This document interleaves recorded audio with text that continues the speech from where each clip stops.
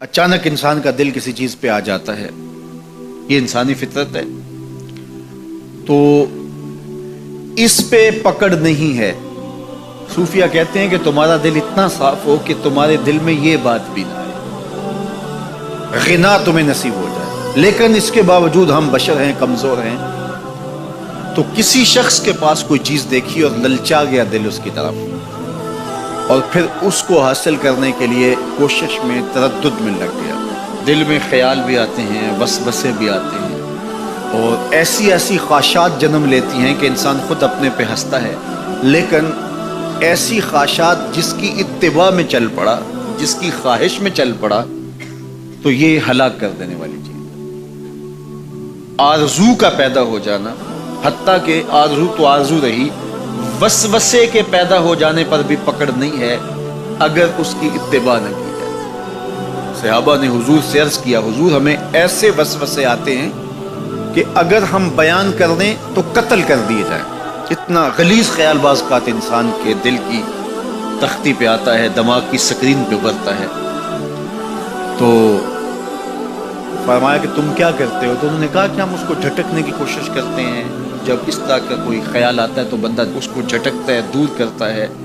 اور بندہ خوف زدہ ہوتا ہے اور اللہ کی پناہ میں آتا ہے، اور اس کی ایک حالت ہوتی ہے۔ تو اس حالت کا انہوں نے ذکر کیا کہ ہم تو پھر یہ کرتے ہیں۔ تو فرمایا کہ ذالک صریح الایمان، یہ تمہارے واضح ایمان کی علامت ہے کہ اس وسوسے کے بعد جو تمہاری طبیعت میں بے چینی اور بیزاری پیدا ہوئی،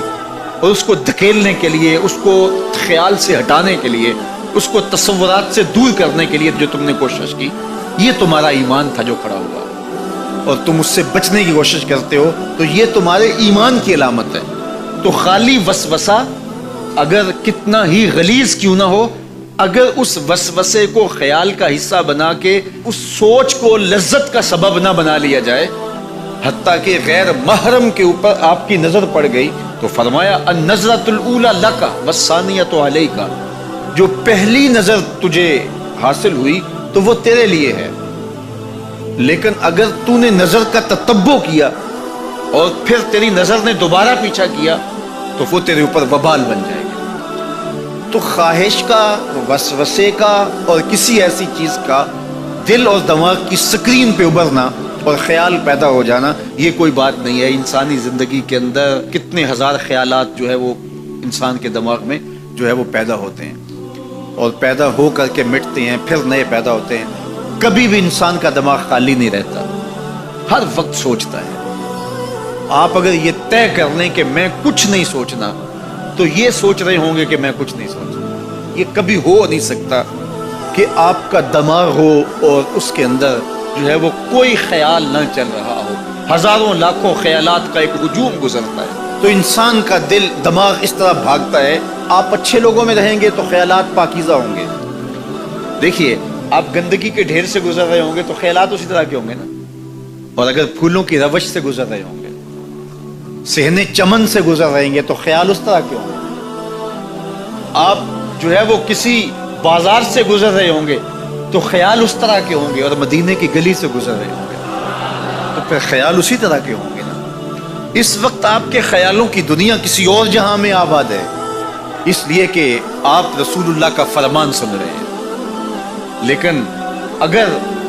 آپ کے سامنے کو گویا غزل گا رہا ہو تو پھر خیال کی وادیوں میں بھٹک کے کہیں آپ اور کھڑے ہوں گے۔ اب بات حضور کے فرامین کی ہو رہی ہے تو تصور پھر گنبد خضرا کے مکی کا ہی ہوگا نا، تصور تو پھر شہر حبیب کا ہی ہوگا۔ لیکن اگر آپ باتیں دوسری جانب کی کر رہے ہو تو تصور پھر ادھر جاتا ہے، اور اسی لیے ہمارے علماء نے کہا کہ گانے کی طرز پہ نعت نہیں پڑھنی چاہیے، اس لیے کہ گانے کی جو معروف طرز ہوگی، جب اس طرز پہ نعت پڑھی جائے گی تو سن آپ نعت رہے ہوں گے، طرز سے آپ کے دماغ اور آپ کے خیالات بھٹک کے کہیں اور چلے جائیں گے۔ اس لیے یہ گوارا ہی نہیں ہے کہ ذکر رسول اللہ کا اور خیال کہیں اور جا رہا ہو، خیال آوارہ ہو اور بھٹک رہا ہو۔ جب تذکرہ حضور کا ہو رہا ہو تو خیال بھی گنبد خضرا کے مکی کا ہی ہونا چاہیے۔ تو یہ بات ذہن میں رکھیے گا کہ یہ انسانی زندگی کے اندر انسان کا خیال بھی بھٹکتا ہے، سوچیں بھی بھٹکتی ہیں، دل میں بھی کئی کچھ آتا ہے، لیکن پکڑ اور گرفت اس وقت ہوتی ہے جب انسان اس خیال پہ اپنے آپ کو اس راہ پہ ڈال دیتا ہے. لالچ کا پیدا ہونا بھی شریعت میں ماخوذ نہیں ہے، وہ تمہارے لیے جو ہے وہ